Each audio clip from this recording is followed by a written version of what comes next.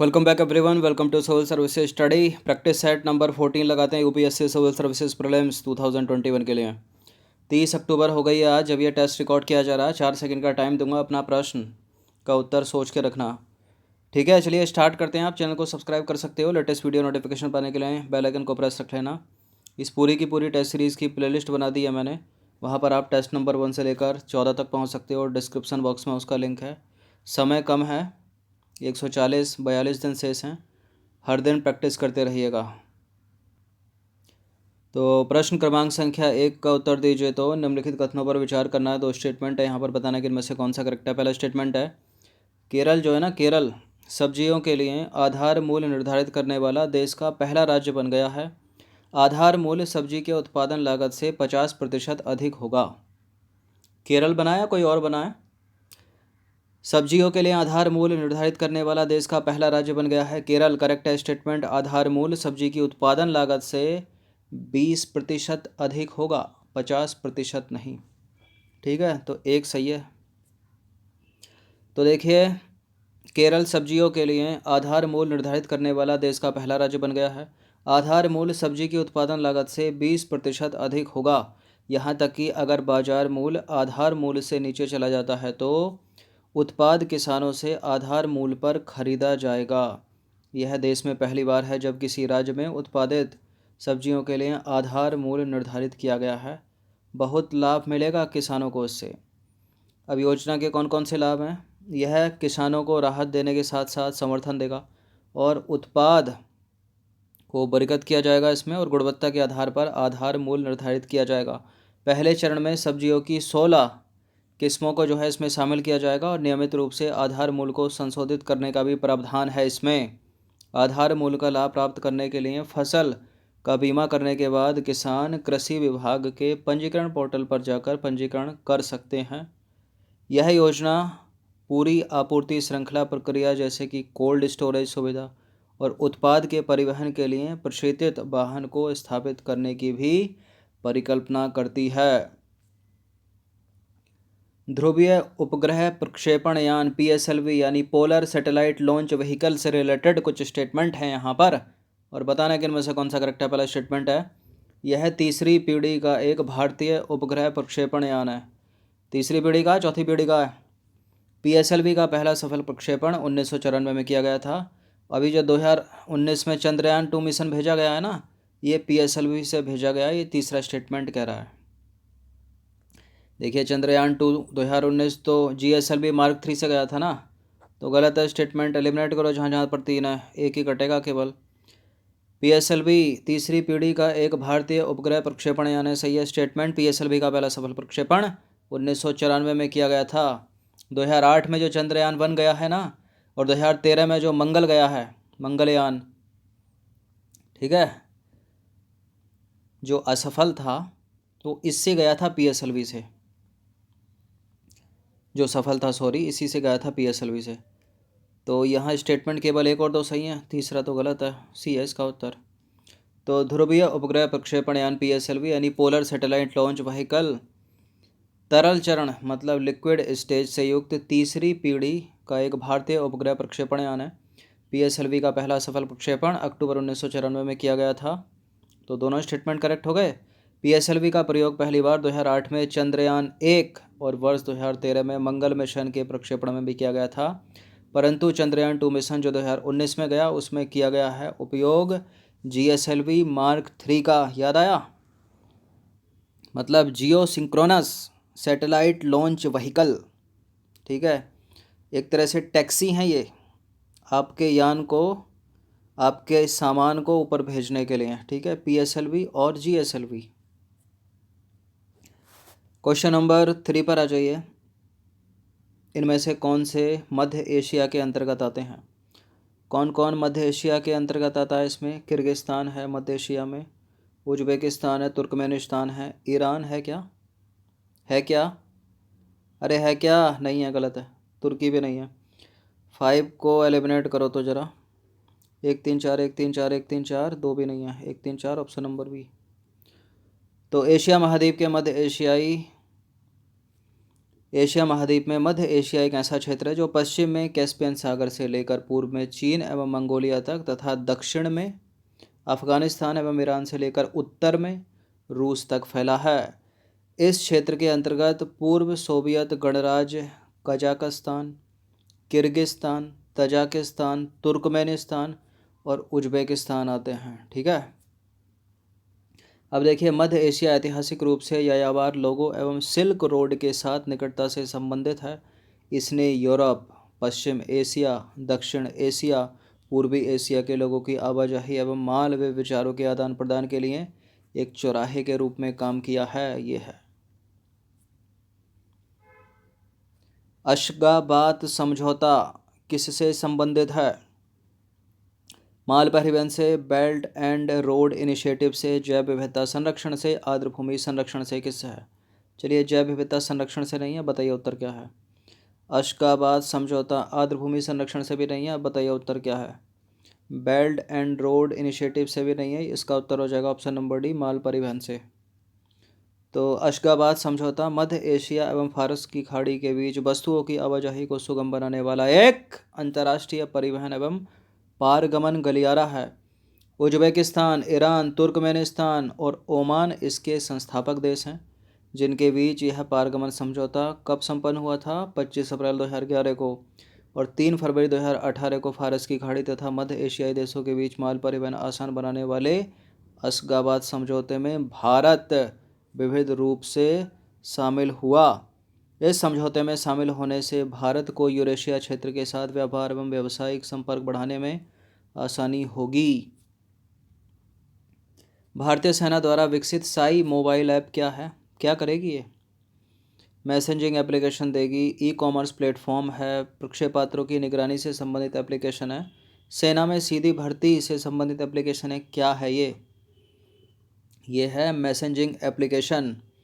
Messaging application, इसके माध्यम से हर सैनिक के पास, हर जवान के पास जो है एसएमएस जाएगा, चाहे वो सेंट्रल गवर्नमेंट का हो या रक्षा मंत्रालय का हो या ऊपर के आला अधिकारियों का हो। ठीक है। इसमें ये नहीं है अगर कोई चीज़ जानी है तो उनको अखबार से पता चल रही है। ठीक है, एक बार में चली जाएगी और कॉन्फिडेंशियल रहेगी। तो आत्मनिर्भर भारत की दिशा में एक महत्वपूर्ण कदम उठाते हुए भारतीय सेना ने secure application for the internet अर्थात SAI secure application for the internet नाम से एक सुरक्षित मैसेजिंग एप्लीकेशन विकसित की है, जो इंटरनेट पर एंड्रॉयड प्लेटफॉर्म के लिए एंड टू एंड सुरक्षित वायरस, टेक्स्ट और वीडियो कॉलिंग सेवाएं प्रदान करने में सक्षम है। भारतीय सेना द्वारा विकसित यह मॉडल व्हाट्सएप और टेलीग्राम जैसे मैसेजिंग ऐप की तरह ही है और end to end encryption messaging protocol का उपयोग करता है। ठीक है। अब देखिए, इस संबंध में जारी आधिकारिक सूचना क्या कहती है। साई मोबाइल ऐप का इस्तेमाल अखिल भारतीय स्तर पर सेना के भीतर सुरक्षित संदेश भेजने के लिए किया जाएगा। ठीक है। कौन सी सिंधु घाटी सभ्यता की विशेषता है? नगर नियोजन प्रणाली, सड़कों की ग्रिड पैटर्न प्रणाली, डेयरी उत्पादन। इसका उत्तर आपको लग रहा होगा केवल पहला और दूसरा, लेकिन हाल ही में डेयरी उत्पादन के साक्ष्य मिल गए हैं। तो सड़कें समकोण पर काटती थी, यानी सड़कों की ग्रिड पैटर्न प्रणाली, ये तो है ही है। नगर नियोजन व्यवस्था भी है। नगरीय सभ्यता थी ना सिंधु घाटी की सभ्यता। और वैदिक सभ्यता कैसी थी? ग्रामीण सभ्यता थी। और डेयरी उत्पादन भी अब इसमें शामिल हो गया, तो तीनों के तीनों हो गए डी एस का आंसर। तो देखिए, हाल ही में नेचर पत्रिका में प्रकाशित एक अध्ययन के अनुसार सिंधु घाटी सभ्यता में डेयरी उत्पादन के पहले ज्ञात प्रमाण मिलने की वैज्ञानिक पुष्टि की गई है। सिंधु घाटी सभ्यता में डेयरी उत्पादन के ये प्रमाण 2500 ईसा पूर्व के समय से संबंध रखते हैं। इस अध्ययन का परिणाम कोटड़ा भादली कहाँ पर है? ये गुजरात के एक पुरातात्विक स्थल पर पाए गए हैं। बर्तनों के टुकड़ों से प्राप्त भोज्य पदार्थ के अणुओं जैसे कि वसा एवं प्रोटीन के आणविक रासायनिक विश्लेषण पर आधारित हैं। ठीक है। तो अब इसमें शामिल हो गया डेयरी उत्पादन भी था सिंधु घाटी सभ्यता में। तो देखिए, सिंधु घाटी सभ्यता या हड़प्पाई सभ्यता अपनी नगर नियोजन प्रणाली के लिए जानी जाती है। हड़प्पाई सभ्यता की एक ध्यान देने बात यह है कि इस सभ्यता में ग्रिड प्रणाली मौजूद थी, जिसके अंतर्गत सड़कें एक दूसरे को समकोण पर काटती थी। लोहे का ज्ञान नहीं था, लेकिन इनको याद रखना। शिक्षा की वार्षिक स्थिति रिपोर्ट के संदर्भ में कौन सा सही है?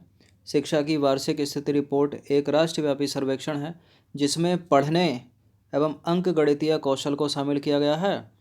इसका उद्देश्य भारत में प्रत्येक राज्य एवं ग्रामीण जिलों के बच्चों की स्कूली शिक्षा की स्थिति और बुनियादी शिक्षा के स्तर का विश्वसनीय वार्षिक अनुमोदन प्रदान करना है।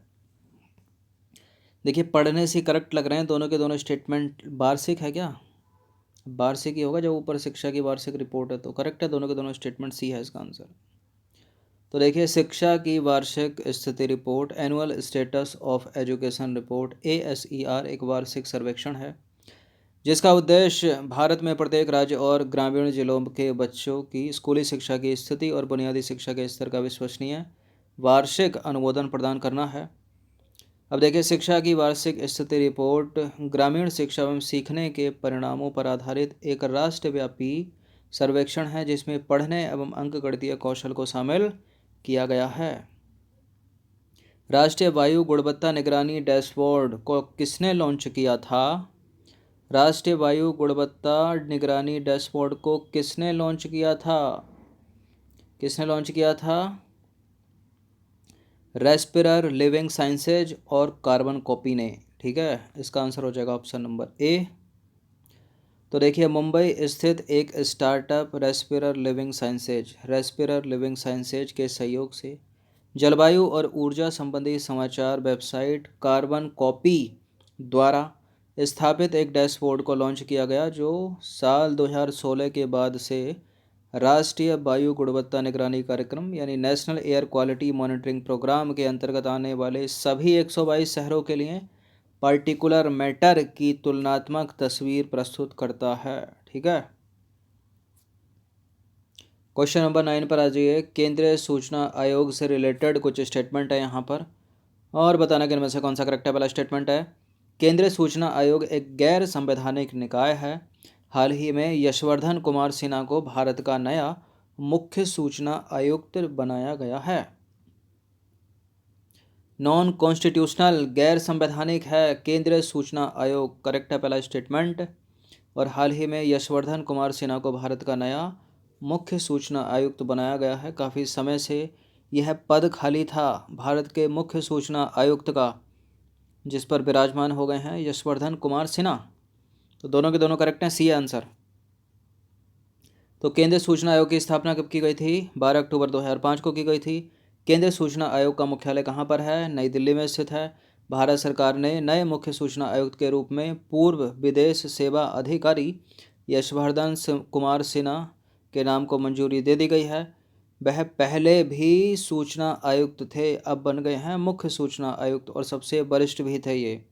बिमल जुकला, जो कि पहले इससे पूर्व मुख्य सूचना आयुक्त थे, उनके सेवानिवृत्त होने के बाद कुछ माह से जो है केंद्रीय सूचना आयुक्त का पद खाली था, जिस पर अब विराजमान होंगे पूर्व सूचना आयुक्त और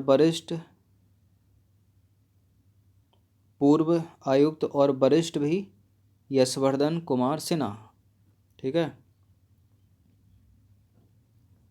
तो सूचना आयुक्त तो थे पहले ये, अब बन गए हैं ये मुख्य सूचना आयुक्त। ठीक है, अब हम अग्रसर होते हैं अंतिम प्रश्न की तरफ। सियाचिन ग्लेशियर से रिलेटेड कुछ स्टेटमेंट है यहाँ पर। पूछा गया था ना सियाचिन ग्लेशियर इस बार के पेपर में। इसे विश्व में के सबसे अधिक ऊंचाई पर स्थित युद्ध स्थल के रूप में जाना जाता है। यह पश्चिमी काराकोरम या हिमालय में स्थित है। 1984 से पहले इस जगह पर ना तो भारत और ना ही पाकिस्तान की कोई भी सेना यहाँ मौजूद थी, खाली था ये। मतलब बताइए कौन सा सही है। बिल्कुल, 1984 से पहले इस जगह पर ना तो भारत और ना ही पाकिस्तान, इनमें से किसी भी देश की यहाँ सैनिक या सेना टुकड़ी नहीं थी। करेक्ट है स्टेटमेंट। और इसे विश्व के सबसे अधिक ऊंचाई पर स्थित युद्ध स्थल के रूप में जाना जाता है। तो 1 और 3 तो करेक्ट हो गया, 1 और 3 ऑप्शन में भी है। क्या ये सही उत्तर है? क्योंकि यह सियाचिन ग्लेशियर जो है काराकोरम के पूरब में स्थित है, पश्चिम में नहीं है। तो सेकंड को एलिमिनेट करके इसका आंसर लगा दीजिए केवल 1 और 2। 1 हो नहीं सकता क्योंकि तीसरा भी करेक्ट है। तो सियाचिन ग्लेशियर को पूरी दुनिया में सबसे अधिक ऊंचाई पर स्थित युद्ध स्थल के रूप में जाना जाता है। सियाचिन ग्लेशियर पूर्वी काराकोरम में स्थित है। ठीक है, गलत स्टेटमेंट, पश्चिम में नहीं है। सियाचिन ग्लेशियर का क्षेत्रफल लगभग 78 किलोमीटर है। सियाचिन काराकोरम के 5 बड़े ग्लेशियरों में सबसे बड़ा और विश्व का दूसरा सबसे बड़ा ग्लेशियर है। इसके एक तरफ पाकिस्तान की सीमा, दूसरी तरफ चीन की सीमा यानी अक्साई चीन स्थित है। भारत को इन दोनों देशों पर नज़र रखने के लिए इस क्षेत्र में अपनी सेना तैनात करना बहुत ज़रूरी है। 1984 से पहले इस जगह पर ना तो भारत और ना ही पाकिस्तान की सेना की उपस्थिति यहाँ पर थी। ठीक है, तो 10 प्रश्न थे इंपॉर्टेंट, ये अच्छे से इसका रिवीजन कम से कम एक बार कर लीजिएगा। इस पूरी की पूरी टेस्ट सीरीज़ की प्लेलिस्ट बना रखी है हमने, वहाँ पर आप टेस्ट नंबर 1 से लेकर 14 तक पहुँच सकते हो। हर दिन प्रैक्टिस करते रहिएगा। धन्यवाद।